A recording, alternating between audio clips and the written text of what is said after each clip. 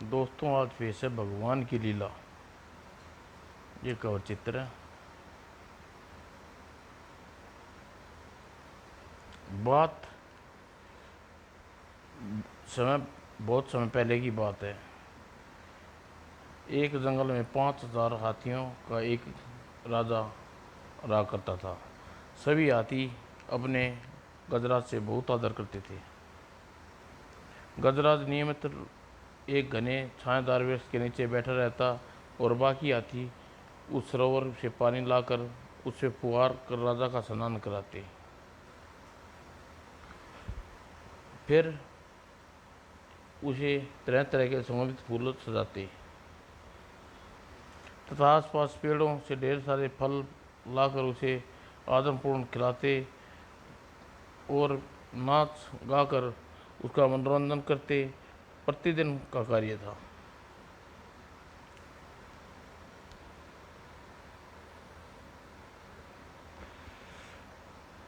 मुझे हाथ तक खिलाने नहीं पड़ते। मैं बैठा बैठा खाता रहता हूँ। ये सब दिन रात मेरी सेवा में जुटे रहते हैं। यहाँ तक तो अनजाने ही मुझे बहुत बड़ा पाप हो रहा है। भला इनसे सेवा कराकर मुझे क्या हक है? मैं राजा तो स्वयं अपनी प्रजा की सेवा करना चाहिए। ओह, मुझे इस पाप का प्रायश्चित करना होगा, अथवा वरना मैं पश्चाताप मुझे गति प्राप्त नहीं होगी। बस अब दान पुण्य करके ईश्वर की भक्ति में ही बाकी का सारा जीवन गुजारूंगा, तभी मुझे मोक्ष मिलेगा। और गजराज उसी दिन अपने राजपाट प्रजा को सौंप एकांतवास में चल पड़ा। चलता चलता गजराज दूर झरने के किनारे पहुंचा। एकांतवास में यह स्थान उपयुक्त रहेगा। यहाँ फलदार वृक्ष और पीने का पानी भी है। और गजराज अपनी डेरा डाल लिया। उस दिन वह अपना मन भगवान की भक्ति में लगाने लगा। भूखे लगने पर वह पास के वृक्षों से फल फूल तोड़कर खा लेता और प्यास शीतल जल में जाकर पानी पी लेता। इस तरह एक एक कई महीने एक एक महीनों इस तरह एक एक कर महीनों गुजर गए। एक बार शिवजी पार्वती अपने भक्तों का दुख जानने के लिए पृथ्वी लोक का भ्रमण कर रहे थे कि माता पार्वती की दृष्टि गजराज पर पड़ी। प्रभु, वह देखिए, वह गजराज आपका परम भक्त है, आपसे श्रद्धा आपकी ही भक्ति में लीन रहता है। ओम नमः शिवाय, ओम नमः शिवाय। आप आपके इस भगत का उद्धार कब होगा? प्रभु, गजराज काफ़ी बूढ़े हो चुके हैं, अब उसे मुक्ति मिल जानी चाहिए। ओह, मुझे उसे मुक्ति अवश्य मिलेगी देवी, लेकिन इस समय आने पर समय से पहले अपना विधान नहीं बदलती। उसके बाद शिवजी पार्वती आगे बढ़ गए।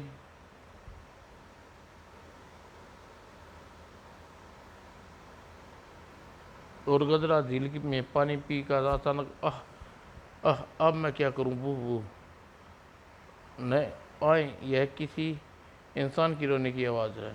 ओह, शायद बियाबान जंगल में कोई इंसान विपत्ति में फंस गया है। मुझे उसकी मदद करनी ज़रूरी है। मुझे उसकी मदद करनी चाहिए।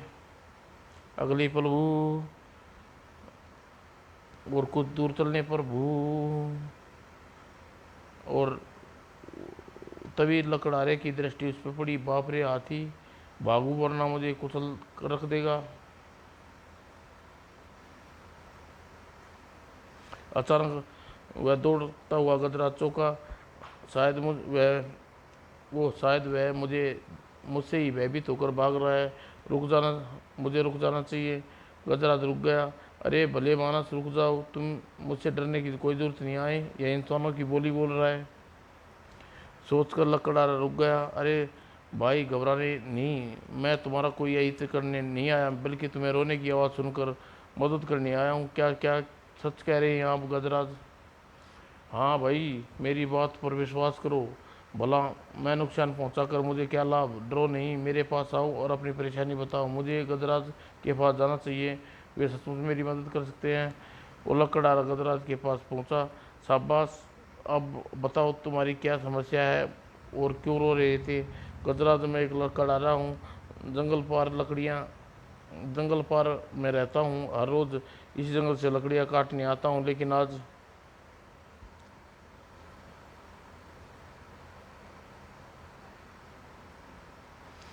जब मैं नदी की सूखी लकड़ियाँ आज आज मुझे नदी की सूखी लकड़ियाँ नहीं मिली। मैं दूर जंगल में निकल गया, रास्ता भटक गया हूँ। सांझ होने को आ रही है, इसलिए सही मार्ग सुझाई नहीं दे रहा। लगता है आज इसी जंगल में भटक भटक कर भूखा प्यासा मर जाऊंगा, लेकिन घर में मेरी बीवी बच्चे मेरी राह देख रहे होंगे। लकड़हारा पुन फुट फुट कर रोने लगा। बू, धैर्य रखो भले माना, छोटी सी बात से घबराया नहीं करते, बल्कि बुद्धिमान और बहादुर इंसान की तरह साहस से काम लेते हैं। सुनो, तुम्हारी मदद करूंगा, जंगल के एक मार्ग बता जानता हूँ, इसलिए तुम्हें जंगल के बाहर पहुँचाने में मुझे कोई कष्ट नहीं होगा। मैं नीचे बैठता हूँ, तुम मेरी पीठ पर सवार हो जाओ, कहकर गजराज नीचे बैठ गया और लकड़हारा उसकी पीठ पर सवार हो गया। आह, आप कितने अच्छे हैं गजराज। गजराज जंगल से बाहर जाने वाले मार्ग पर चल पड़ा। वह हाथी भोला भाला दयालु है। यह हाथी भोला भाला दयालु है। शायद जंगल जंगल में फिर कभी मेरी मदद की जरूरत पड़ जाए, इसलिए मैं इस तक पहुंचने का मार्ग अच्छी तरह याद कर लेना चाहिए। और कुछ देर बाद गजराज लकड़हारे के पार को जंगल के पार पहुंचा दिया। लो भाई, सामने तुम्हारा गांव है, अब नीचे बैठ जाता हूँ, तुम उतर जाना, जाकर अपनी बीवी बच्चे से मिल लो। बहुत अच्छा गजराज जी। और गजराज जमीन में बैठ गया, लकड़हारा पीठ पर उतर गया। उसके बाद दोनों एक दूसरे से विदा लेकर अपनी अपनी राह हो लिए। जब मेरी पत्नी सुनेगी तो उसके सुहाग की रक्षा हाथी ने की है, तो आश्चर्यचकित हो उठेगी। चलो, आज एक धर्म का काम हुआ, भूले भटके को रास्ता दिखाना पुण्य का काम होता है। और घर पहुंचकर लकड़हारे की पत्नी ने सारी बात बताई। पत्नी की प्रशंसा होने के साथ साथ एक और बात सोचने लगी, यदि हाथी सचमुच दयालु है तो हम उसकी लाभ उठा जा सकते हैं, हमारी दरिद्रता दूर हो सकती है। यह तुम किस सोच में पड़ गई? भगवान, जल्दी खाना परोसो, बहुत जोर की भूख लगी है। और पत्नी लकड़हारे और बच्चों को खाना परोसा। अरे यह क्या, केवल सूखी रोटियां, और वह सबको भी एक एक नाक वो सकोड़ रहे हो? जो खिला रही हूँ चुपचाप खा लीजिए। क्या आपको मालूम नहीं कि 2 दिन से आपके कुछ कमा कर नहीं ला रहे?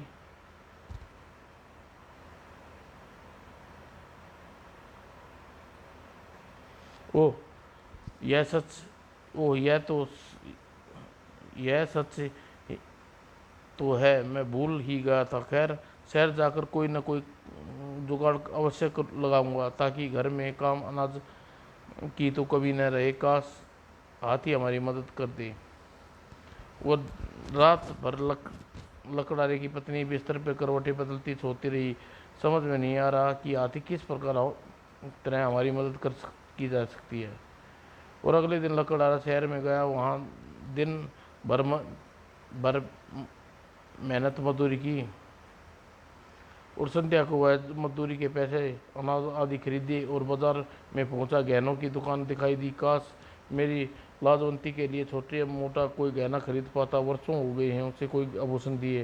हालांकि लकड़हारे गहने खरीदने की कोई सामर्थ्य नहीं था, लेकिन फिर भी वह कुछ सोचकर लकड़हारा उस दुकान पर जा पहुंचा। क्यों भाई, यह सोने की कानों की बाली कितने की है? 2 रुपये की। ओह, यह सोने की नथनी 1 आने की। लकड़हारा तरह तरह के सोने के आभूषणों के दाम करता रहा। अंत में उसकी नज़र हाथी दांत के कंगनों पर पड़ी। क्यों भाई, ये हाथी दांत के कंगन कितने के हैं? कुछ अरे भाई, तुम्हें कुछ खरीदना है या सिर्फ दाम मालूम करने करने आई हो? चले जाओ यहाँ से। अरे भाई नाराज़ क्यों होती हो, वास्तव में मैं कुछ खरीदूंगा, तुम उनके दाम तो बताओ सही। जब तुम सोने की चीज़ ये नहीं खरीद सकते तो भला हाथी दांत कंगन का कैसे खरीदोगे, पूरे 10 रुपए के हैं। क्या कहा, 10 रुपए के? अरे भाई आंखें क्यों फाड़ रहे हो, ये कंगन असली हाथी दांत के हैं। यह बात सारी दुनिया जानती है कि हाथी की दांत कितना दुर्लभ होता है। तभी तो हमारे देश में सोने चांदी हीरे जवाहरातों से भी हाथी दांत महंगा है। ओह, लकड़हारा लक, तब लकड़हारे ने एक आने की नथली खरीदी और खाने पीने का सामान खरीद कर अपने घर की ओर चल पड़ा। घर पहुंचकर पत्नी ने नथनी देखी, सारी बात बताई और झट से बोल पड़ी, अजी हाथी दांत दांत वास्तव में सोने हीरे से भी अधिक कीमती है, तो समझ लीजिए हमारे भाग्य खुल करने वाले हैं। वह कैसे भगवान? अरे आप उस दयालु हाथी को भूल रहे हैं जिसकी आपने पीठ पर बैठकर जंगल पार किया था। अरे हाँ, याद आया। आह, यदि उसने दांत का कुछ हिस्सा मांगूंगा तो वह शायद इनकार नहीं करेगा। बिल्कुल जी, यही बात तो मैं तुम्हें कहना चाहती थी कि तुम अपने जब आपने मुझे इस विषय में बताया तो तब भी यही सोच रही थी कि इससे कैसे लाभ उठाया जा सकता है।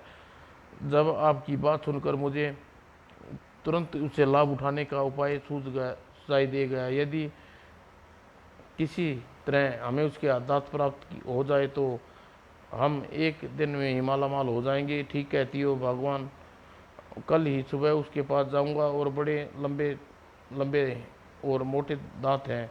मुझे विश्वास है कि वह अपना दुखड़ा सुनकर वह मुझे एक आधे दांत अवश्य दे देगा। और जंगल दूस और फिर अगले दिन भोर होते ही लकड़हारा आरी और कुल्हाड़ा लेकर हाथी से मिलने जंगल की ओर चल पड़ा। और कुछ देर में वह गजराज के पास पहुंचा। नमस्कार मित्र। ओह मित्र, तुम आओ आओ, मेरे पास बैठो।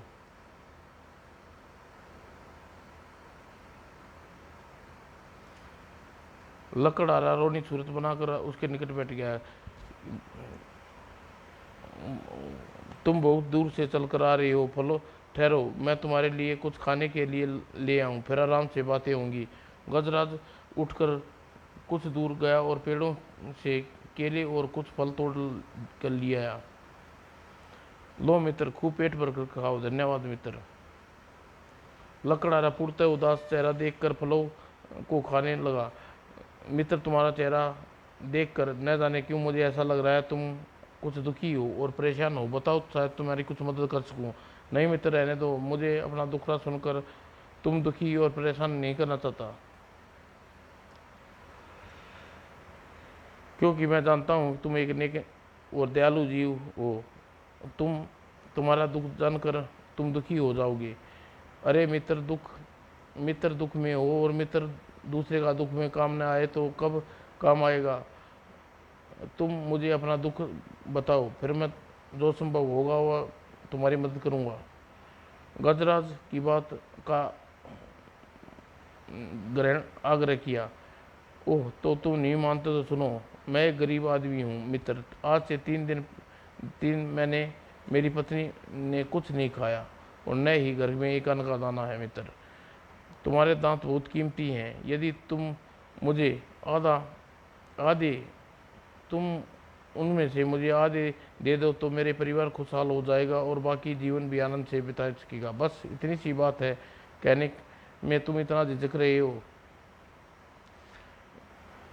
अरे भाई, मुझसे तो तुम्हारी सहायता करने की प्रशंसा होगी, और यदि मेरे दांत के थोड़ा काटने में थोड़ा सा कष्ट पहुंचेगा, लेकिन कष्ट तुम्हारे घर के सारे कष्ट दूर हो, होते हैं, तो मुझे इस कष्ट को बर्दाश्त करने के लिए तैयार हूँ।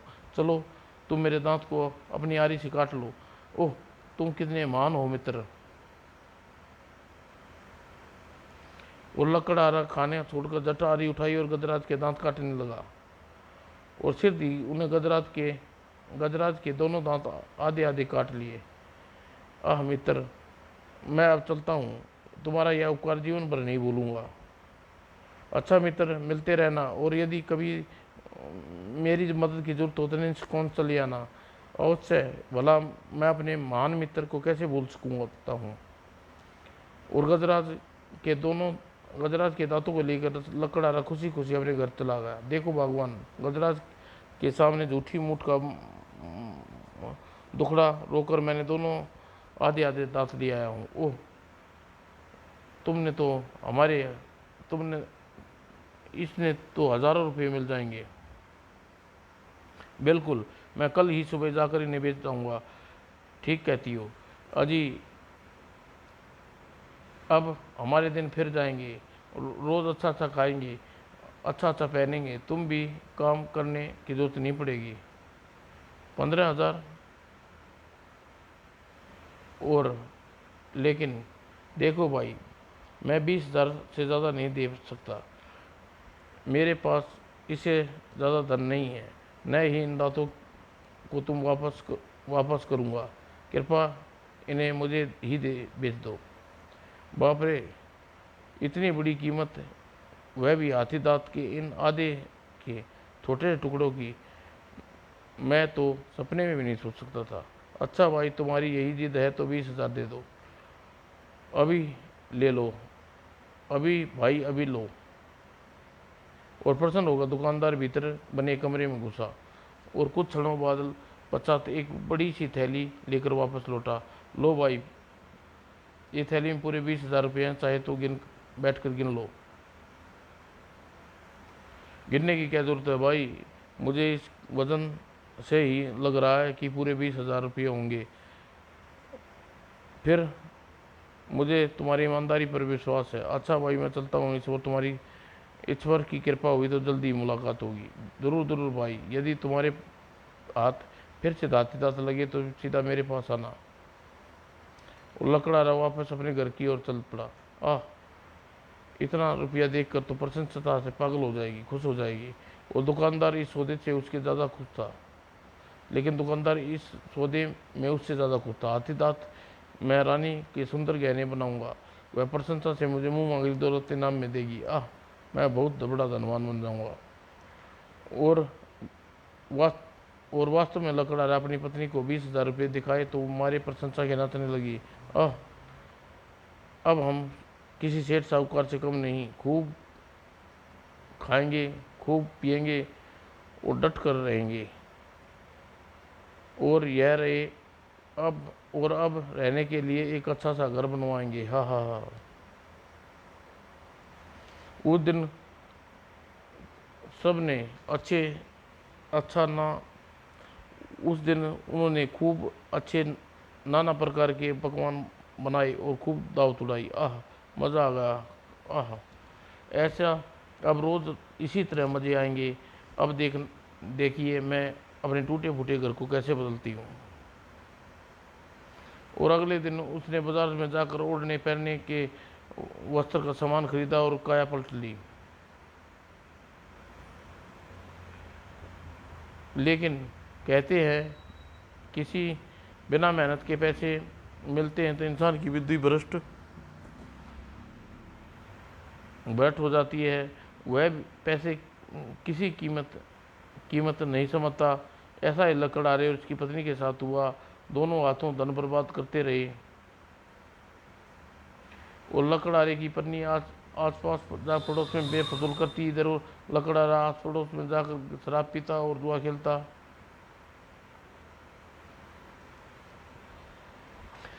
और कुछ ही दिनों में फजूल खर्ची से सारे बुरी आदतों का परिणाम सामने आया। आह, अनाज का एक दाना भी नहीं है। आह, सब्जी भी नहीं है। ये भगवान, नून मिर्च भी, तेल भी ख़त्म हो गया। ओह कोड़ी, आह, दौड़ी दौड़ी लकड़हारे की पोतिया जी, पड़े पड़े खटिया तोड़ते रहोगे या कुछ खाने का प्रबंध भी करोगे? घर में ना आटा है, ना सब्जी है, ना नून है, ना मिर्च है, ना तेल है। अरे भगवान, क्यों गला फाड़ रही है? बाजार से ला कर आता हूँ अभी। पड़ोसी अड़ोसी पड़ोसी के भेज कर मंगाऊँ तो तब न जब पास में पैसा हो। उन उन पैसों से हमारे फूटी पैसों में हमारी फूटी कोड़ी भी नहीं बची। पत्नी की बात सुनकर लकड़हारा चारपाई से उछलकर बैठ गया। यह तुम क्या कह रही हो? भगवान, इतनी जल्दी सारा पैसा निमट गया? तुम्हारे कारण ने तो जुए शराब में पैसे उड़ाते की नौबत आती।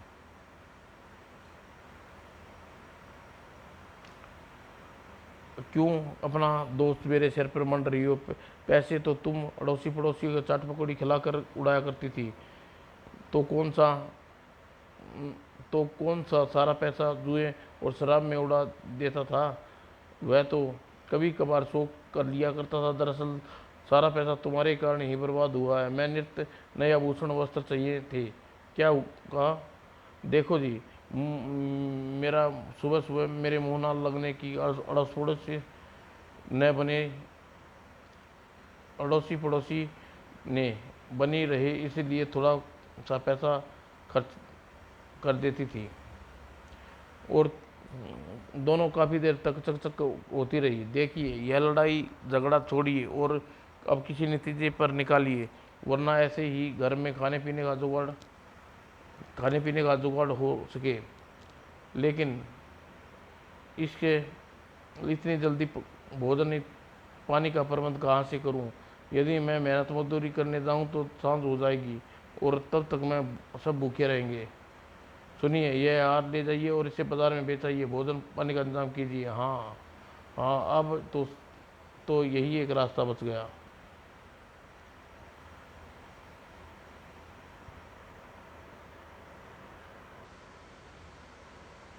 लकड़हारे की पत्नी हार बेचकर कुछ दिन गुजारा चलाया, लेकिन कुछ दिनों के फजूल खर्ची की आदत पड़ चुकी थी। लेकिन एक एक कर उनकी सारी चीज़ें बिक गई जो उन्होंने 20,000 रुपये से बनाई या खरीदी थी।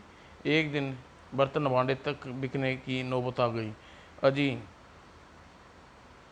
अजी, ऐसा आखिर कब तक चलेगा? मैं कहती हूँ, आप कोई काम धाम क्यों नहीं करते? इस तरह बर्तन बिकते रहेंगे और कल यह मकान। इतने दिनों तक आराम ने मुझे बिल्कुल निकम्मा बना दिया है। चारपाई से उठने को मन नहीं करता। अ, तुम बताओ भगवान कि मैं क्या काम करूं? पत्नी की बात सुनकर पति की बात सुनकर सोच में पड़ गई। फिर उसने विचार दिमाग में आते ही प्रशंसा से खिल उठा। अजी अजी मेरे दिमाग में एक उपाय आया है। क्यों न आप एक बार फिर हाथी के पास जाकर मदद मांगो। हो सकता है वह तुम पर रहम कर और बाकी दांत भी तुम्हें दे दे। अरे वाह, यह बात तो तुमने पहले क्यों नहीं सुझाई? हाथी ने मुझसे कहा भी था, कभी फिर मदद की जरूरत हो तो निसंकोच चले आना। मैं अभी उसके पास जाता हूँ। और लकड़हारा उसी दिन आरी लेकर निकल पड़ा। दोपहर होने से पहले वह हाथी के करीब जा पहुंचा। दुआ सलाम करने के बाद दुखी स्वर में हाथी से बोला, मित्र, इस समय मुझ पर घोर विपदा पड़ी है। घर में खाने को कुछ भी नहीं है, बीवी बच्चे बीमार पड़े हैं। आसपास लेकर तुम्हारे पास आया हूँ। यदि तुम मेरी मदद नहीं की तो मैं आत्महत्या कर लूँगा। ऐसा नहीं कहते मित्र। यदि तुम धन की आवश्यकता है तो मेरे बाकी बचे दांतों को भी ले जाओ। लेकिन हाँ, पहले जो कुछ मेरे आधे दांत लिए थे उनके मिले धन का तुमने क्या किया? अब मैं तुम्हें क्या बताऊं? तुम्हारे दांतों से को बेचने के मुझे जो धन मिला था, उस धन में आधा तो मैं अपने कर्जदारों को चुकता कर दिया। थोड़े पैसे ज़मीन खरीदी, उसमें खेती करने लगा। उसके फसल उगा भी नहीं पाया था कि घर टूट गया। बस बाकी पैसे ठीक करवाने में खर्च हो गई। गजराज बेचारा वास्तव में बहुत भोला था। लकड़हारे की झूठी बात में अपना सच मान लिया। और ओह, तुम्हारे साथ बहुत बुरा हुआ। खैर, मेरे बाकी दांत ले जाओ, आनंद से जीवन व्यतीत करो। और मेरा सौभाग्य है कि मैं अपने मित्र की मदद कर सका। और लकड़हारा तुरंत ही हाथी के दांतों के ऊपर आरे चलाने उसकी खाल खाल काटी और जाड़ दाढ़ के दांतों को भी काटने लगा। आह पीड़ा हो रही है, लेकिन यदि अपनी मैंने इस पीड़ा का मित्र को जताई तो शायद यह मेरे दांत न काटे, इसलिए अच्छा यही होगा कि चुपचाप बर्दाश्त करता रहूं। शिव और कैलाश पार्वती स्वामी शिव के पास बैठी माता आंखों से आंसू आंखों से कुछ सब कुछ देख कर आंसू आ गए थे। और वह दांत काटने के पश्चात लकड़हारा गजराज के अपार आभार प्रकट किया और वह सीधा शहर पहुंचा। वो दुकानदार ने हाथी दांत बेच दिए। लो भाई, तुम्हारी थैली में पूरे 30,000 रुपये हैं, चाहे तो गिन लो। अजी गिनने की जरूरत नहीं है, मुझे आप पर पूरा भरोसा है। सुनो भाई, तुम हाथी की खाल भी ला सकते हो क्या? मैं उस खाल को तुम्हें पूरे 1 लाख रुपए दूंगा। यह क्या कह 1 लाख रुपए? हाँ भाई, मुझे हाथी की खाल महाराज का विशेष रजाई बनवानी है। यदि तुम 2-4 दिन में ही विशाल हाथी की खाल ला दो तो तुम्हें 1.5 लाख रुपये दे सकता हूँ। 1.5 लाख? मेरे ईश्वर, कहीं मैं कोई सपन तो नहीं देख रहा? और फिर किसी सोच में डूबे हो? बोलो, तुम मुझे 2-4 रोज में हाथी की खाल ला सकते हो? वाह, तो नहीं करता, कोशिश कर सकता हूँ, ओह कहकर लकड़ा लकड़हारे ने उसी समय घोड़ा गाड़ी पकड़ी और घर की ओर चल दिया। यदि एक बार हाथी की खाल मिल जाए तो शायद जीवन भर हाथ पैर हिलाने की जरूरत न पड़े। और घर पहुंचकर पत्नी को सारी बात बताई। तुम सच कह रहे हो क्या? वास्तव में हाथी की खाल के 1.5 लाख रुपये मिलेगा? हाँ भगवान, यदि हम 2-4 रोज में दुकानदार को हाथी खाल प्रबंध करा दे तो। लेकिन भला गजराज अपनी जान देकर हमें खाल क्यों देने लगा? या जी, यदि दयालु है तो अपनी जान तक भी दे सकता है। तुम कोशिश तो करके देख लो। लेकिन मैं ये लेकिन यदि उसने यह पूछा, आज आज मैं जो तुम्हें हाथ दांत लेकर गया था उनका क्या हुआ, तो क्या उत्तर दूंगा? फिर फिर वह यह भी तो पूछ सकता है कि मेरी खाल की तुम्हें क्या जरूरत पड़ गई? वह सब मैंने सोच लिया है। तुम कह देना उन दांतों को बेचने शहर जा रहा था तो लुटेरे ने मुझसे दांत लूट लिए और घर का हालत जो की त्यों है। यदि ओ और यदि वह बात सुनकर क्रोधित हो उठा, उसने मुझे अपने प्राण तक देने पर उतारू हूँ तो ना बाबा ना, इतना बड़ा खतरा मोल नहीं ले सकता। तुम तो पूरे डरपोक हो जी। 1.5 लाख रुपए के लिए तुम्हारी जान भी ले सकती हूँ। 1.5 लाख रुपए के लिए तो मैं तुम्हारी भी जान ले सकती हूँ। फिर हाथी की क्या बात है? तुम कल मैं मुझ सुनो जी, कल मैं भी तुम्हारे साथ उस गजराज के पास चलूंगी, फिर देखती हूँ मगरमच्छी आंसू से बचकर कैसे उसे प्राण देने से विवश करती हूँ। ठीक है भगवान, जैसी तुम उचित समझो वैसी। मेरी राय में ज़्यादा लालच करना उचित नहीं। अजी, लालच तो अब एक बार कर ही रहे हैं, लेकिन इस बार सुख हम जिंदगी भर के भोगेंगे। और लाल लकड़हारे ने कोई जवाब नहीं दिया। दोनों खा पी कर सो गए। अगले दिन दोनों गजराज के निवास स्थान पर। नमस्कार गजराज जी। ओह, आज तुम हमारी भाभी को बुलाए हो। कहो कैसे आना हुआ? तुम बहुत दुखी और परेशान लगते हो, कहो क्या बात है?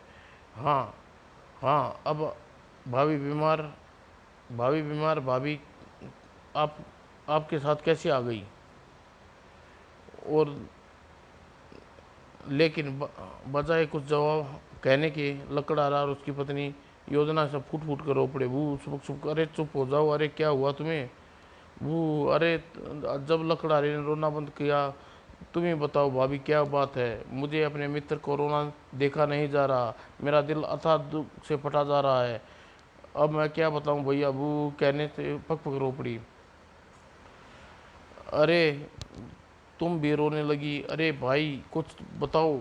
अगर तुम दोनों की खुशी के लिए मुझे अपनी जान भी देनी पड़ी तो मैं पीछे नहीं हटूंगा। अब बोलो तो सही, दुख क्या है तुम्हें? गजराज भैया, कल इन्होंने अपने दांत दिए थे। वे शहर जाते समय कुछ लुटेरे छीन कर ले गई। हमारे घर की स्थिति जो की त्यों बनी है। हम दोनों दोनों 2 दिन से कुछ खाया पिया नहीं है। पास आपके संकोच के मारे आ गए, आ भी नहीं रहे थे, लेकिन आपके कुछ सब कुछ बताने के लिए मैं इनके साथ मुझे बीमार ही आना पड़ा। ओह तो ही ओह, यह तो बहुत बुरा हुआ भाभी। मेरे पास तो दांत भी नहीं है जिन्हें इनके लिया कर देकर मैं इसकी मदद कर पाता। फिर यदि मेरा कोई अंग तुम्हारे धन प्राप्त हो सकता है तो मैं वह अंग तुम्हें खुशी से दे सकता हूँ। बोलो तुम्हें मेरा कौन सा अंग चाहिए? गजराज गजराज वह सेठ कहते कहते लकड़हारी की पत्नी खामोश होगी। निसंकोच कहना, निसंकोच कहो भाभी, तुम दोनों की खुशी के लिए अपने प्राण दे सकता हूँ। क्षमा करना करना भैया, मैं आपसे आप आपकी सबसे कीमती वस्तु मांगने जा रही हूँ। एक सेठ ने कहा, यदि आप उसे हाथी खाल दे दे तो वह काफ़ी धन दे सकता है। ओह, तो इसके लिए मेरी खाल चाहिए? इसके लिए मुझे अपने प्राण त्यागने होंगे। एक बार हाथी के मन में आया कि वह साफ इनकार कर दे, लेकिन फिर मित्र की विपदा देखकर उसके मन में दूसरा विचार आया। तू बूढ़ा हो चुका है गजराज, तेरी जिंदगी के अब दिन ही कितने बचे हैं। आज मरा तू कल मरा, जबकि तेरे मित्र और बाल बच्चे पूरी जिंदगी पड़ी है। क्यों न तू इन्हें सुख से प्राण दे त्याग दे। तूने तुझे तो मरना ही है, लेकिन यदि आज मरा तो इनकी ज़िंदगी संवर जाएगी और नेक काम के लिए तुझे पुण्य मिलेगा, और पुण्य जिसे पाने के लिए तू न जाने कब से तरस रहा है। अरे अरे, तुम्हारी आंखों में आंसू, यह क्या देख रही हो? ओ देवी, क्या कष्ट हुआ तुम्हें? आप यहाँ ध्यान लगाए बैठे हैं प्रभु, वहाँ पृथ्वी पर अपने भगत का उद्धार करते करते जान चली गई। वह देखिए, वे दोनों नीच पति पत्नी सौंतपूर्व अपने परम भगत की गजराज की प्राण ले लिए हैं। गजराज ने अपने प्राण गजराज ने अपने प्रिय दांत देकर उन दोनों पर उपकार किए, लेकिन उन दोनों ने कृतज्ञ निकले। धन पाने की लालसा में उन्होंने उसके प्राण ले लिए। मैं उन दुष्टों की इतनी हिम्मत, उनकी इस गिरफ्तार पर उन्हें सजा उससे दूंगा। फिर माता पार्वती महादेव को सारी बात बता दी, और देवी वह देखती जा रही थी कि सब कुछ जान सुनकर भोले का क्रोध भर उठा, और अगले पर क्रोध से तांडव करने लगे। और उसके नृत्य करते करते तीसरी आँख खुल गई, और एक उस ज्वाला ने जंगल में उस स्थान पर पेड़ों में लग गई जहाँ लहरा कर पति पत्नी हाथी की खाल उतारने में मगन थे। आई यह आग आग, और दोनों खाल की चिंता छोड़कर अपनी जान बचाने के लिए भाग पड़े। बचाओ बचाओ, और लेकिन अपनी जान नहीं बचा पाए। अग्निदेव ने सिर दी उन्हें आगोश में ले लिया, और दोनों जलकर वहीं भस्म हो गई। और उधर आपने उन्हें दंड दे दिया है प्रभु, लेकिन गजराज की भयानक मौत को देखकर मेरा मन अभी भी अर्थात दुख में फटा जा रहा है। दुखी मत हो देवी, की मृत्यु का उपकार गजराज चूंकि उपकार करते हुए मरा है, इसलिए उसे गज योनि से मोक्ष मिला गया है। अगले जन्म में राज घराने में जन्म लेगा, और आगे चलकर वह राजा बनकर राज सुख भोगेगा। यह वास्तव में भोलेनाथ की भविष्यवाणी सच हुई। गजराज ने उसी देश के राजघराने में जन्म लिया, और आगे चलकर एक प्रतापी प्रतिभाशाली शक्तिशाली राजा बनकर वर्षों तक राज सुख भोगता रहा। और स्वार्थी जबकि स्वार्थी एवं नीच लकड़हारे और उसकी पत्नी उसका पाप सूअर योनि में ले गया और उन्हें अगले जन्म में सूअर योनि के शरीर मिला। जीवन भर गंदगी खाकर गुजारते रहे। समाप्त दोस्तों।